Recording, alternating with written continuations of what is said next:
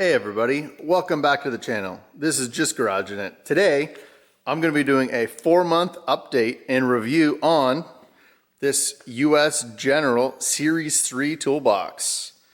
Picked this thing up at Harbor Freight, went over to the States because we're here in Canada, and we're going to do a 4-month review. Got some pros and cons on it. It's been a great box.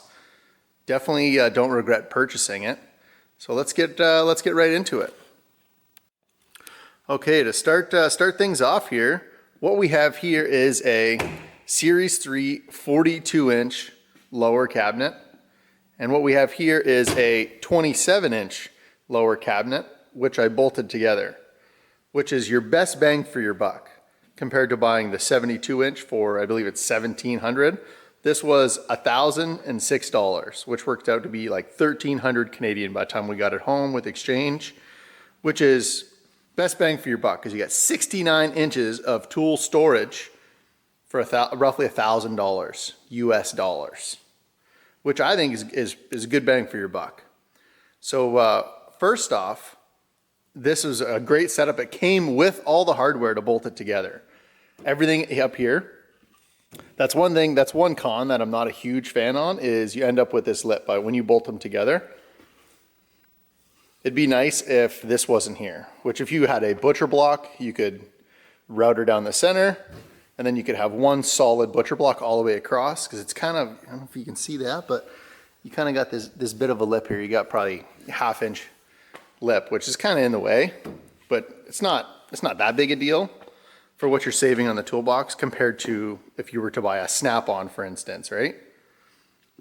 But the drawers are nice and big. All the slides are awesome. I was kind of worried how they were going to hold up. They have detents underneath, same as you would have on like a snap-on, which I know a lot of people don't like these detents, and these are all the way along. Same with these are full drawer. They're not just a little latch on the end or on the one end. It's right, the whole thing. I know a lot of people don't like these. I have those on my professional series snap-on, so I'm used to it. I think they're great. I like them. And then you got, by going with this setup with the 42 and the 27, you end up with a big bank of drawers on the side. Nice and thick, all the way down. So you can put big tools and everything. So I put all my power tools, safety glasses, just miscellaneous stuff, because this is a bigger drawer. And this setup doesn't have a power drawer. I know a lot of guys really like the power drawer. You could modify it to put a power drawer, but it doesn't really matter to me. I keep everything up top here. I got my chargers, I got all my lights, charger up there. But just a couple drawers just to check them out. I got some of my smaller air tools, everything, and I bought some organizers off Amazon, which work awesome. These are like 19 bucks. Keep all kinds of stuff in here. And then you go down to the bigger drawers, you have like room for your hammers. And then this is like the main drawer that everyone would put their sockets on, which is great. There's a lot of weight in here, and this moves no problem. Like no issues at all.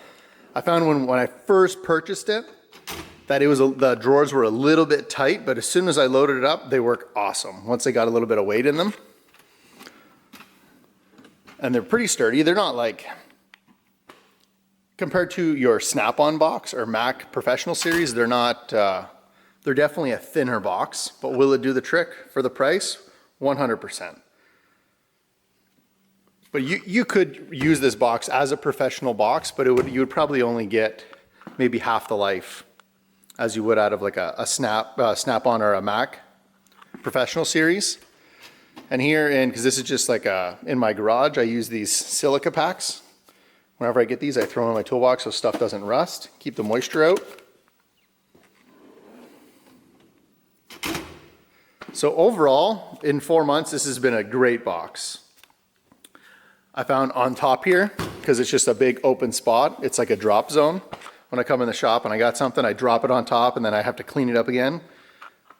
I kind of wish I would have got the upper and lower, because then you can't collect garbage on here. But I've been doing better to keep that clean. But overall, good bang for your buck. I'd buy another one again.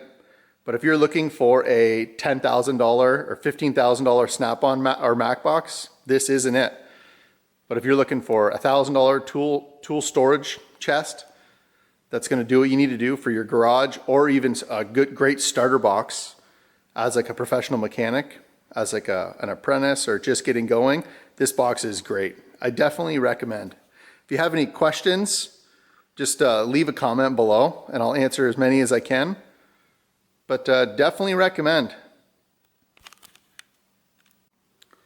So after watching this video, if you guys liked it or enjoyed the video, leave a like, subscribe, leave a comment. Let me know what you think.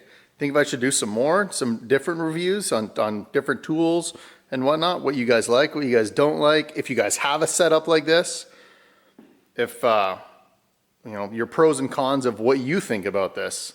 I know it works for me, but does it work for you? Let me know. Thanks for watching.